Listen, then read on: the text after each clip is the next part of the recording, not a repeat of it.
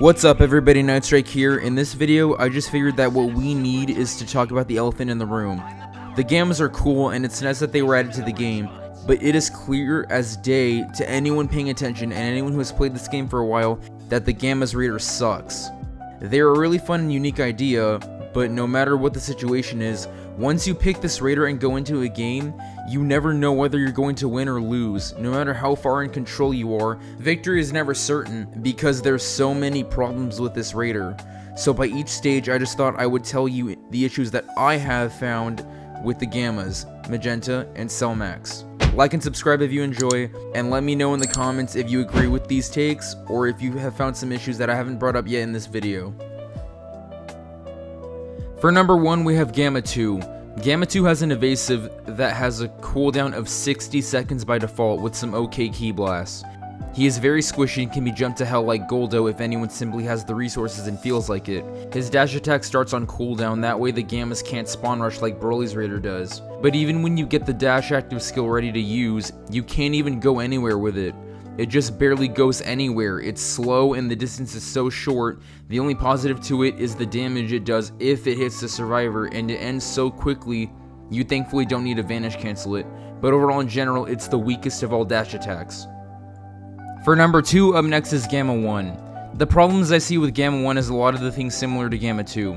For example, Gamma 1 is squishy just like Gamma 2. But the difference is that Gamma 1 can take at least a little bit more damage, somewhere in between Raccoon and Nappa's overall health. And Gamma 1's dash attack is the exact same as Gamma 2's, it doesn't really go anywhere, it is slow, and only takes you a short distance. Also, it's red instead of blue. The only positive thing about the dash attack is the damage if you manage to land it, of course. But also, when you switch to Gamma 1, the dash attack starts off cooldown at the very least, which is nice to have. If only it was useful when you were chasing someone far away. For number 3, we actually have both of the gammas. Now the gammas together are pretty good at stage 3 of the raider, but once again there are some problems to this part of the raider.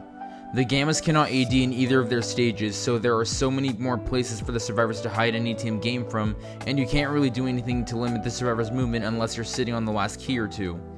And this one is a bit of a nitpick, and this doesn't really matter to me personally, but others do care about this for some reason. At stage 3, you can't choose which gamma you want to be once you enter stage 3. If you did everything normally or lost Gamma 2, you will always be Gamma 1 with Gamma 2 assisting you. If you want to play as Gamma 2, you have to specifically lose Gamma 1 at level 2, which sucks for the people who prefer Gamma 2 over Gamma 1. But like I said, this is nothing but a simple nitpick. And I don't really care, but it bothers other people and I don't really understand that one. What's up everybody, Nightstrike here. While editing, I forgot to mention that another flaw with the gammas is that they have no defense against energy field, making it so that they can't do anything about barrier ITers or barrier Jacko ship users. I know this because while I was editing in between queues, I went against a piece of shit Oolong who ran energy field, Jacko ship, and instant transmission, meaning he had both of the meta strats in case one of them failed. But while Cell and Boo also can't counter energy field, their only defense against that is to use key detection and to follow them to their new location when doing so. But the gammas, once you teleport out of their range, the energy scope doesn't follow you, so they can't even use that plan either. Another actual problem with the gammas is that during the STM phase, you have absolutely no control over when Magenta chooses to come out. You could be trying to get the STM to red, you could be in the middle of killing someone who had a Dragon Ball, you could be in the middle of summoning Shenron to wish for your wounds to be healed so that the survivors can't get a level 4 to assist Orange Piccolo.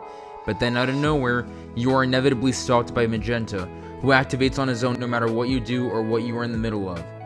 Part 4, Magenta, and this is the biggest issue to this raider.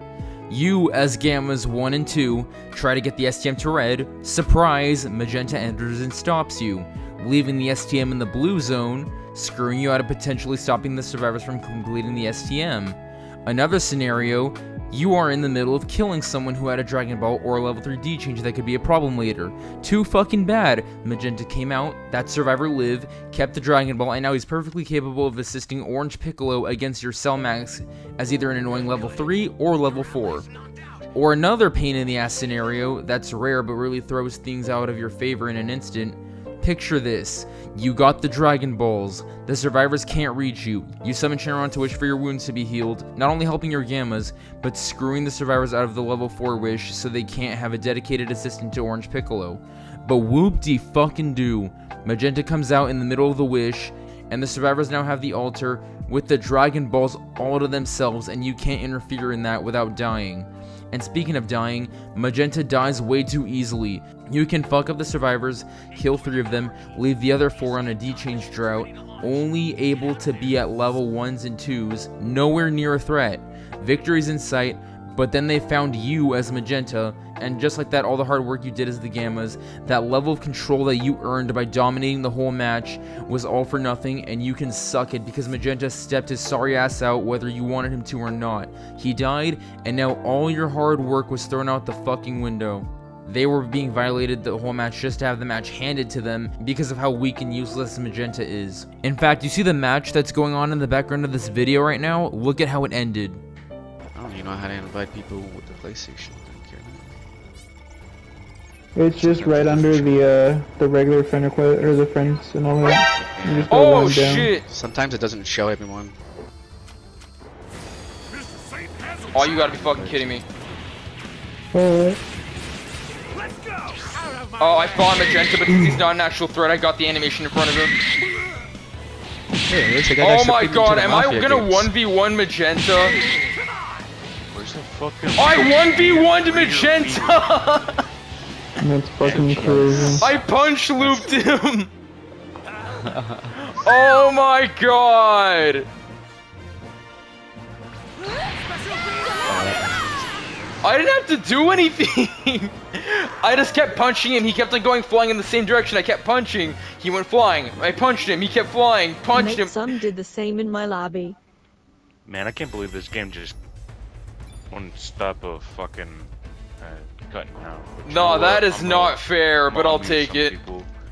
Seriously though, that is bad raider design. What I think they should do about it is, they should have just made it so that if you kill Magenta, he activates Cell Max before death like he actually did in the movie, but also give him some kind of drawback to make up for that. Like have Gamma 2 return and Core Breaker Cell Max's arm, making it so that Cell Max punches Orange Piccolo much slower, giving Orange Piccolo Giant a bigger advantage in the Kaiju fight, and start Cell Max at like 5 or even 6 bars of health. Like that would suck for Cell Max obviously, but it's better than just losing all your progress just because Magenta was caught when you didn't even want him to come out.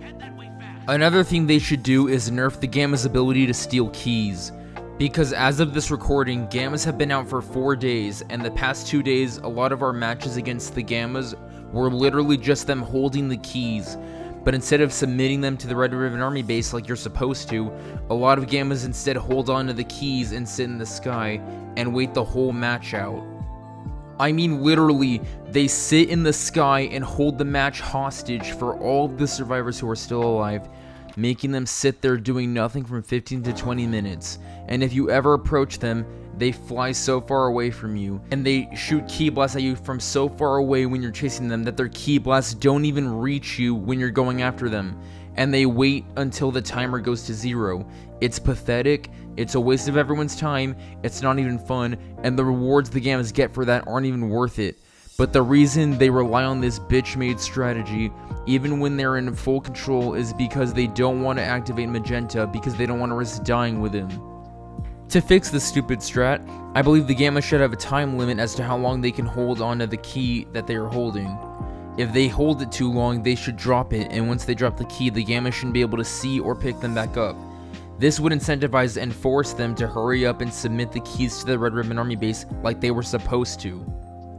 And last but not least, Cell Max. Let's say you finally manage to survive as Magenta and activate Cell Max. The match is still in the survivor's favor because they can move around and continue to speed up the time machine while you are activating Cell Max. And Cell Max will always have the pressure of the STM being out because the Magenta sequence doesn't occur until the STM is out unless the stage 3 Gammas were killed, which survivors are smart enough not to do, so you're always pressured as Cell Max. You and Orange Piccolo do the same amount of damage to each other when you're boxing, and your evasive is a minute long. So if any of the survivors still alive have 1 or 2 stuns, you might as well surrender because you're not going anywhere till the STM is full. The only way you can stop this kind of pressure from happening is if you kill a majority of the last people standing before Orange Piccolo comes out, and that's if you're in a scenario to do that.